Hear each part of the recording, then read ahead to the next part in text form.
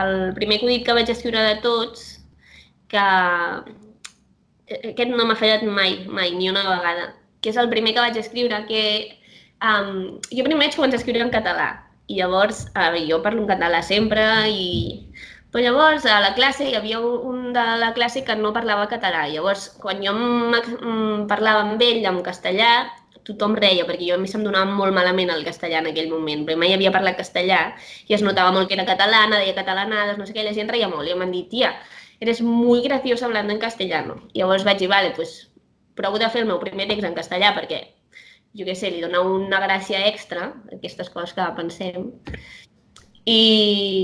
però vull justificar perquè ho faig en castellà, sent catalana. Llavors, el primer acudit que vaig escriure a tots va ser soy tan catalana que hablo en castellano para que no se gaste el catalán.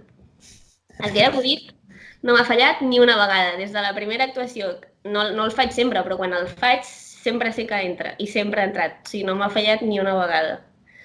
I em fa molta il·lusió perquè és el primer de tots que vaig escriure, saps? Que del primer text és l'únic que s'ha salvat, segurament, perquè tot l'altre hauria de ser merda, però aquest, mira, va sortir allà, el primer, i li tinc molt carinyo a aquest acudit.